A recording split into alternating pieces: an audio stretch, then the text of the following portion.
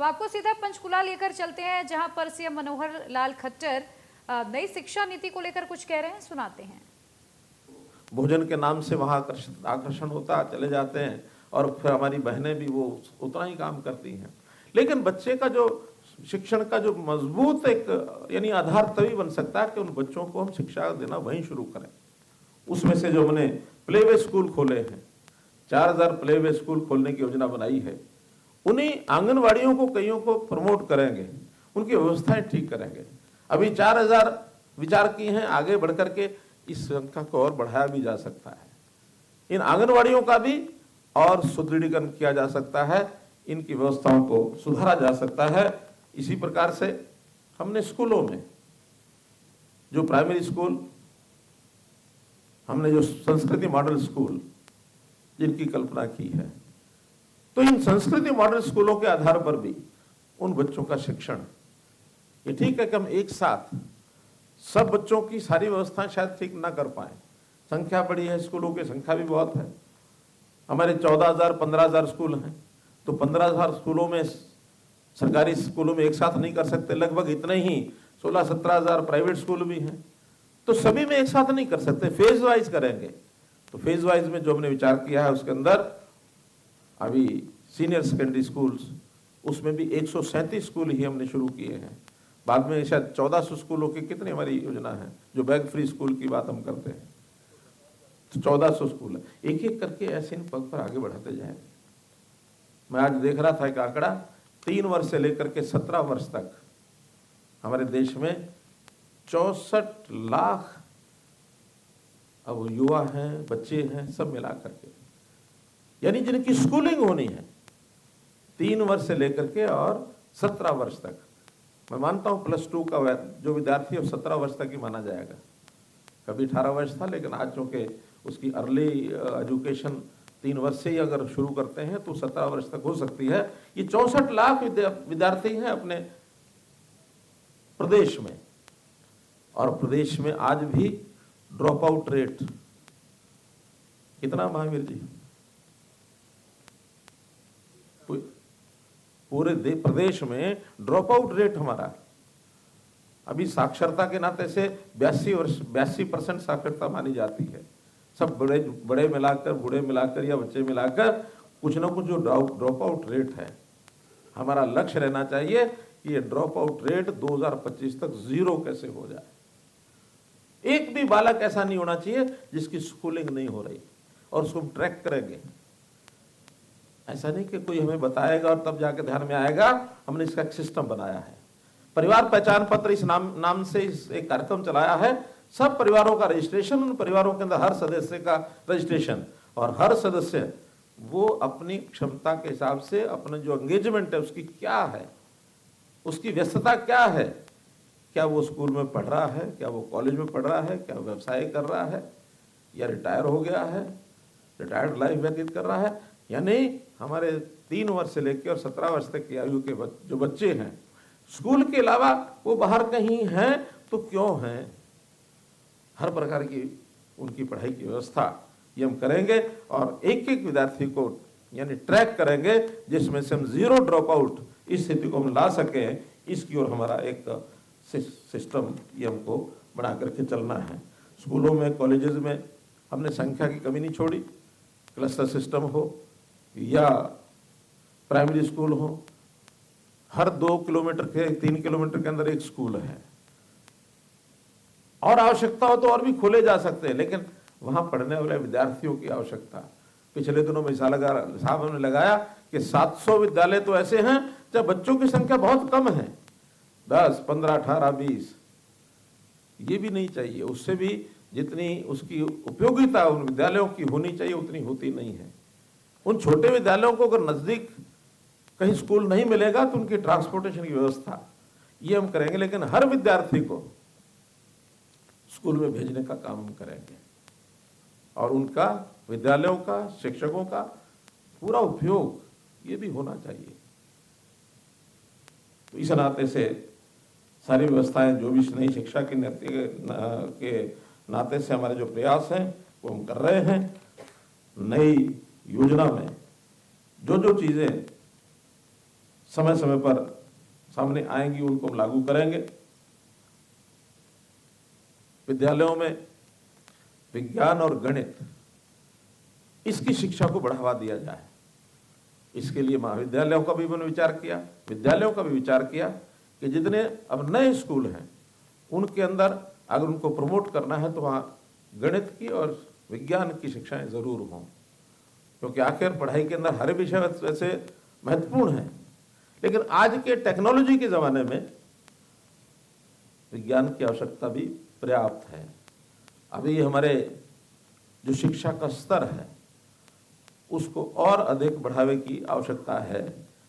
हरियाणा का युवा खेलों में तो निपुण है, ओलंपिक में भी इस बार देश भर के 107 या 8 प्रतिभागी जो गए उसमें से 31 प्रतिभागी केवल हरियाणा से हैं। खेलों में बहुत आगे हैं। आबादी हमारी सिर्फ 2% है और खेल प्रतिभागिता हमारी 25-26% हो गई है। लेकिन ऐसे ही शिक्षा में हमको बहुत आगे बढ़ना है। इसमें हमारे से कई प्रदेश और भी आगे हैं, उनका भी हमको ध्यान करना है। इसमें जो महिला शिक्षा है, इसमें भी उच्चतर शिक्षा के अंदर अभी लड़कियों की जो संख्या है वो 32% है, जो कि हम आने वाले समय में सुनिश्चित करेंगे। उच्चतर शिक्षा में भी महिलाओं की शिक्षा, लड़कियों की शिक्षा ये 50% होनी चाहिए। बराबर की भागीदारी, आखिर शिक्षा में तो कम ज्यादा का कोई विषय नहीं होना चाहिए। जितने समाज के लोग हैं सबके सब आगे बढ़े। स्कूल शिक्षा में तो पर्याप्त है, क्योंकि स्कूल शिक्षा अब सब पढ़ते हैं, कोई ड्रॉप आउट नहीं है। लेकिन उच्चतर शिक्षा में लड़कियां स्कूल को पढ़ने के बाद कॉलेज की पढ़ाई में या उच्चतर जो हमारी टेक्निकल एजुकेशन है, मेडिकल एजुकेशन है, उसके अंदर कम जा रही हैं। इनकी संख्या बढ़े, इस ओर भी हमको पूरा ध्यान देना चाहिए। कौशल विकास, इसकी ओर पर भी हमने पूरा ध्यान दिया है। हरियाणा में हमारा जो कौशल विश्वविद्यालय, एकमात्र कौशल विश्वविद्यालय इस नाते से हरियाणा के अंदर स्थापित हुआ है, शायद और कहीं देश में नहीं है। क्यों नेहरू जी? और है कहीं बना है? दिल्ली में बना है अभी। तो फिर भी कौशल विश्वविद्यालय होना बहुत आवश्यक है, क्योंकि आज केवल शिक्षा और शिक्षा के बाद उसमें उसका कौशल अगर किसी नागरिक का नहीं वर्धन होता है तो उसको आगे अपने रोजगार को बढ़ाने में, अपनी व्यस्तता को आगे बढ़ाने के अंदर बहुत कठिनाई आती है। एकेडमिक कोर्सेज करने के बाद शिक्षा क्षेत्र में तो कुछ लोग जा सकते हैं, सब लोग नहीं जा सकते, लेकिन सबको अपना जीवन यापन करने के लिए कौशल की बहुत आवश्यकता है। आज तो सामान्य दैनंदिन जीवन में भी, चाहे छोटा काम हो बड़ा काम हो, कौशल के विकास की चीजें चाहिए। यानी व्यक्ति एक अच्छा हेयर कटर अगर बनना है तो भी उसको कौशल की आवश्यकता है। पुराना जमाना चला गया कि कोई भी अपना कैंची और वो लेकर के बैठ जाएगा कहीं भी और बाल काट लेगा और सब कटवा लेंगे, ऐसा नहीं। आज हर किसी को अच्छे सैलून की आवश्यकता होती है, अच्छी उसको ब्यूटी पार्लर की आवश्यकता होती है। तो इन चीजों के लिए एक अच्छा कुक, उसको भी स्किलिंग की जरूरत है। एक अच्छा पीएन कैसे बने, उसको भी स्कूल सर्टिफिकेट की कोर्स की जरूरत होगी। वहां भी उसको कुछ ना कुछ भाषा का भी ज्ञान ठीक से हो, ठीक से वो समझ सके, ठीक से अपना काम कर सके। तो छोटे छोटे ऐसे 800 से ऊपर कोर्सेज ऐसे हैं जो हमारे स्किल डिपार्टमेंट ने तैयार किए हैं कि जिनकी शिक्षा दी जा सकती है। और इसमें मैं हमारे राज नेहरू जी को बधाई देता हूं कि इन्होंने बहुत से एमओयूज करके और प्राइवेट इंडस्ट्री के साथ भी किए, संस्थाओं कॉर्पोरेट जगत के साथ किए, अपने कॉलेजेस के साथ किए हैं। और सब शिक्षण संस्थाएं जितनी भी हैं उनमें इतने सेंटर जो बनाए हैं, लगभग 75,000 नौजवानों को स्किलिंग के कोर्स कराए जाए, यानी सर्टिफिकेट कोर्स से लेकर के और पोस्ट ग्रेजुएट तक, इस प्रकार की जो व्यवस्था की है। इसके लिए हमारा जो स्किल डिपार्टमेंट है और जो हमारा स्किल डेवलपमेंट मिशन है, हमने केंद्र की तर्ज पर नेशनल स्किल डेवलपमेंट मिशन ये भी बनाया है। तो इसके आधार पर भी हम अपने नौजवानों को जो शिक्षा दे रहे हैं और उसके साथ साथ उनको आगे बढ़ा रहे हैं, इस पर भी हमने हमारे चाहे प्राथमिक से स्कूलों की संख्या हो, चाहे हमारे कॉलेजेस हो, चाहे टेक्निकल एजुकेशन हो, सब लोग इसमें आगे बढ़ रहे हैं और भी आवश्यकता बहुत है। तो इसलिए एक हमने जो व्यवस्था शुरू की, पासपोर्ट सहायता व्यवस्था, यानी कॉलेज में पढ़ने वाले विद्यार्थियों को पासपोर्ट दे करके भेजेंगे, ताकि उसके सामने अगर उसमें देश के बाद दुनिया में कहीं जाना भी है तो एक उसके पास डॉक्यूमेंट रहना चाहिए कि उसका मन अगर होता कि मुझे विदेश में भी जाना है, जा करके कुछ देखना है, सीखना है, काम करना है, तो ये व्यवस्था भी हमने कॉलेजेस में शुरू की है। फ्री पासपोर्ट देने की बात हमने की है। सुपर 100 की बात ये बताई है। तो कुल मिलाकर के शिक्षा के क्षेत्र में, विद्या के क्षेत्र के अंदर जीवन का जो सुख है, जो मैंने प्रारंभ में कहा, एक श्लोक गीता में आता है कि विद्या ददाति विनयम, विद्या विनय देती है। विद्या ददाति विनयम, विनयाद याति पात्रताम, और विनय से पात्रता आती है व्यक्ति में, उसकी योग्यता बढ़ती है। इसी प्रकार पात्रत्वात् धन मापन होती, कि पात्रता से धन आता है। आप पात्र बनेंगे तो धन प्राप्त होगा, और फिर धनात् धर्म तथा सुखम, कि धन से धर्म होता है और धर्म से सुख प्राप्त होता है। तो व्यक्ति को अगर सुख प्राप्त करना है तो प्रारंभ कहां से करना पड़ेगा? विद्या से। विद्या से प्रारंभ करेंगे तो अंतिम सुख ये व्यक्ति को मिलता है, उसके मन की जो भूख है वो मिटती है। तो इसलिए शिक्षा क्षेत्र के अंदर हम आगे बढ़ने की जो हमारी कल्पना है, योजना है, उसको विद्यार्थियों को, हमको खास करके मैं यूनिवर्सिटी के जो विद्यार्थी हैं, कॉलेज के विद्यार्थी हैं, उनके लिए एक और आप लोगों से मैं निवेदन करूंगा कि उनको समाज के साथ जोड़ने का भी, इसका भी अभ्यास बनाना चाहिए। पर्यावरण के साथ जोड़ने का ये काम भी हमने शुरू किया। हमारी स्कूली शिक्षा में विद्यार्थियों को कहा है कि आज पर्यावरण के नाते, कोविड का जो हमने दौर देखा है, ऑक्सीजन का संकट कैसे पड़ा। ऑक्सीजन का संकट इसीलिए है कि वायुमंडल में, वातावरण में ऑक्सीजन की जो कमी है, उसके कारण से हमारे शरीर पर जो प्रभाव पड़ा, उसको ठीक करने के लिए हमने स्कूली विद्यार्थियों को कहा है कि हर विद्यार्थी एक पौधा लगाए। पौधगिरी के कार्यक्रम में हमने 20 लाख विद्यार्थियों को पौधा लगाने के लिए कहा। अब उसमें कठिनाई है, पौधे लग जाते हैं, लेकिन बाद में उनकी सुरक्षा, उनकी रक्षा, क्योंकि वो जीवित रहें, वो पौधे का रूप ले जाएं, पौधा लगा के वृक्ष का रूप ले जाएं, उनकी जड़ जो पकड़े, तो इसके लिए लगातार उसको 3 वर्ष, 4 वर्ष, 5 वर्ष तक उसकी सुरक्षा करनी पड़ती है। फिलीपाइंस में ऐसा बताया जाता है कि वहां किसी विद्यार्थी को जब डिग्री लेनी होती है तो उस डिग्री के अंदर अनिवार्यता है कि उसने 10 पौधे लगाए कि नहीं लगाए, तब डिग्री मिलती है कॉलेज से। हम उतना सख्त ना भी करें तो कम से कम अपनी स्कूली शिक्षा के बाद 12वीं कक्षा पास करने के बाद उसको जो असेसमेंट के मार्क्स दिए जाते हैं उसके अंदर जोड़ लें कि हाँ 10 पौधे लगाए हैं तो 5 मार्क्स दे दो, नहीं 10 लगाए तो 5 काट लो उसको। तो उसको चिंता होगी कि हाँ मैंने 10 पेड़ लगाने हैं, 10 पौधे लगाने हैं। ऐसे ही हमने एक आह्वान किया था यूनिवर्सिटी के सभी नौजवानों के लिए और स्कूल कॉलेज के नौजवानों के लिए कि कई तरह के यानी सर्वेक्षण हम कराते हैं। तो ऐसे सर्वेक्षण हम अपने कॉलेज विद्यार्थियों को जोड़ करके समाज में भेजें, ताकि उनको वस्तुतः समाज की पता लगनी चाहिए कि समाज में क्या है।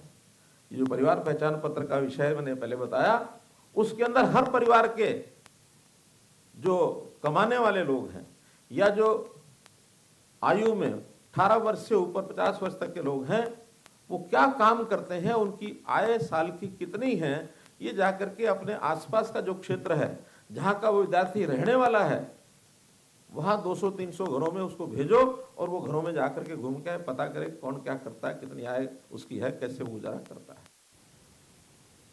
और इसी के साथ आगे बढ़ेंगे, लेकिन उससे पहले नजर सुर्खियों पर।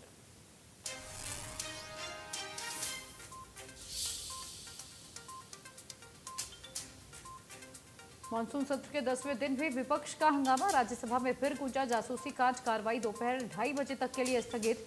जासूसी कांड पर अर्जी हुई मंजूर। सुप्रीम कोर्ट में अगले हफ्ते होगी सुनवाई। लोकसभा सोमवार तक के लिए स्थगित।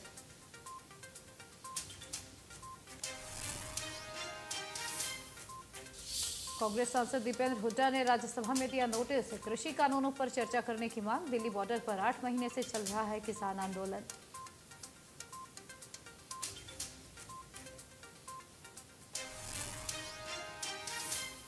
हरियाणा में नई शिक्षा नीति की शुरुआत पंचकुला में सीएम मनोहर लाल और स्पीकर ज्ञानचंद गुप्ता की मौजूदगी में हुआ राज्य स्तरीय कार्यक्रम।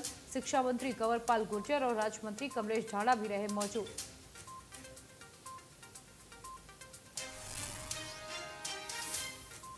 पांच अगस्त को सीएम मनोहर लाल की अध्यक्षता में होगी हरियाणा कैबिनेट की बैठक। प्रदेश से जुड़ी कई विकास परियोजनाओं पर लगेगी मुहर। किसान आंदोलन समेत कई मुद्दों पर चर्चा के आसार।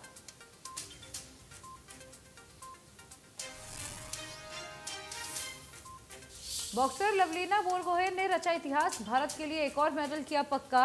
69 किलो वर्ग के क्वार्टर फाइनल में चीनी ताइपे की नियन चिन चेन को 4-1 से दी मात।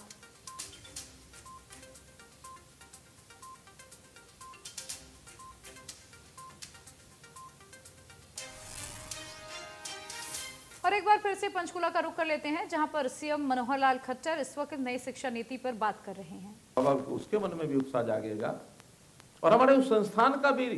हम विदेशों में देखते हैं कि जितनी यूनिवर्सिटीज हैं सभी एलुमनाई के सिर पर चलती हैं। एलुमनाइज का योगदान भी होता है और अपने शिक्षण संस्थानों को हम सेल्फ फाइनेंसिंग करें। अगर सेल्फ फाइनेंसिंग की तरफ नहीं बढ़े तो जो विस्तार हम कर रहे हैं, इस विस्तार में एक दिन सरकार का कोई भी आदमी अपना हाथ रोक लेगा भी, इससे ज्यादा हम कर ही नहीं सकते। और अगर सेल्फ फाइनेंसिंग की तरफ बढ़े, समाज में बहुत उच्च वर्ग के उच्च आय वर्ग के लोग बहुत हैं, मध्यम आय वर्ग के लोग भी कुछ ना कुछ अफोर्ड कर सकते हैं। हमारा अगर दायित्व बनता तो जो निम्न आय वर्ग का व्यक्ति है उसके प्रति पूरा दायित्व बनता, उससे कुछ नहीं लेना चाहिए। लेकिन बाकी सबके अपने सारे सिस्टम सेल्फ फाइनेंसिंग की तरफ बढ़ने चाहिए। एलुमनाई को समर्पण भाव जगाना चाहिए, वो भी उस संस्थान के साथ जुड़े। तो एलुमनाई के कार्यक्रम हमको करने हैं, ये भी हमारी इसी मैं समझता हूँ राष्ट्रीय शिक्षा नीति का एक पार्ट होना चाहिए। तो इस प्रकार से इन सारे विषयों को हम ध्यान करेंगे। एक हमने और कार्यक्रम शुरू किया स्कूलों के अंदर, खास करके साइंस स्टूडेंट्स के लिए, कि अर्न व्हाइल यू लर्न। जो साइंस की लेबोरेटरीज हैं उसमें भूमि परीक्षण, पानी परीक्षण, खाद्य पदार्थ परीक्षण, इस प्रकार की परीक्षण प्रयोगशाला उसके माध्यम से काम करेंगे तो उसको उसका कोई ना कोई लाभ भी मिल सकता है। हमारे 100 ऐसी यूनिवर्सिटीज के अंदर लैब खोलने की योजना कृषि विभाग ने बना ली है कि वो लैब खोल कर कृषि विभाग देगा और उन विद्यार्थियों को कहेंगे कि इस मिट्टी के परीक्षण करके लोगों को अपने हर खेत की मिट्टी का परीक्षण सॉइल हेल्थ कार्ड जो उसका बना हुआ उसके हिसाब से करके दीजिए। उनको एक छोटी निश्चित राशि भी है, बच्चों को वो मिलती है। तो ऐसे कई और कार्यक्रम शुरू किए जा सकते हैं। छोटे छोटे जो लघु ट्रेनिंग होती है, लघु उद्योग की, कोई ऐसी चीज़ों का प्रोडक्शन करने की, वो भी हम टेक्निकल कॉलेजेस में अपने या इंडस्ट्रियल ट्रेनिंग के अंदर हम उनको सिखा सकते हैं, बता सकते हैं। और उसका कोई ना कोई समाज के अंदर एक सिस्टम खड़ा किया जा सकता है कि उनकी अर्निंग भी शुरू हो जाए। कमजोर विद्यार्थियों को अच्छा विद्यार्थी पढ़ाए, जिसके लिए हमने कहा ईच वन टीच वन। क्या करें अच्छे विद्यार्थी।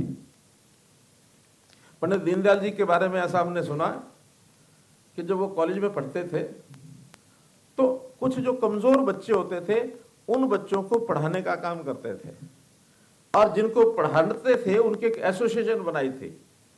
उस एसोसिएशन में निश्चित जो कमजोर बच्चे हैं वही सदस्य बन सकते थे और उस एसोसिएशन का नाम था जीरो एसोसिएशन। क्या अर्थ कि जिन बच्चों के किन्हीं कारण से 0 अंक किसी में आ गए या मानो न्यूनतम अंक आते हैं, वो न्यूनतम अंक वाले बच्चे ही इस एसोसिएशन का मेंबर होंगे और इस एसोसिएशन के मेंबर्स को मैं पढ़ाऊंगा।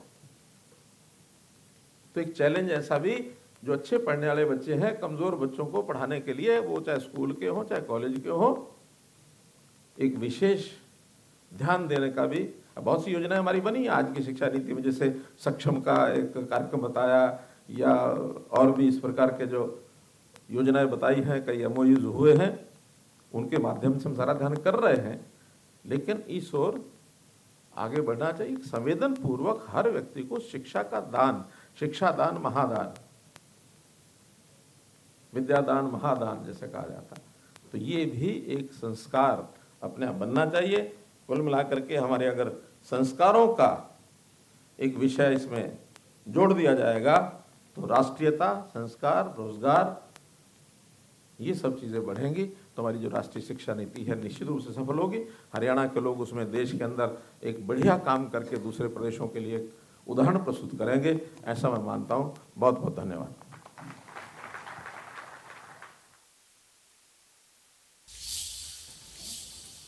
तो नई शिक्षा नीति को लेकर मनोहर लाल खट्टर बोल रहे थे। हरियाणा में नई शिक्षा नीति की आज से शुरुआत की गई है। इसी के मद्देनजर पंचकूला में राज्य स्तरीय कार्यक्रम रखा गया था। सीएम मनोहर लाल खट्टर ने कहा कि हमारी कोशिश है, हमारा लक्ष्य है हर एक बच्चे को स्कूल तक पहुंचाना, साथ ही उनकी शिक्षा की उचित व्यवस्था करना। खेलों में आगे हैं, शिक्षा में भी आगे बढ़ना है और स्कूलों में विज्ञान और गणित की शिक्षाएं बढ़ाई जाएंगी। साथ ही उनके मानसिक विकास पर भी ध्यान दिया जाएगा। हरियाणा में नई शिक्षा नीति की आज शुरुआत हुई है।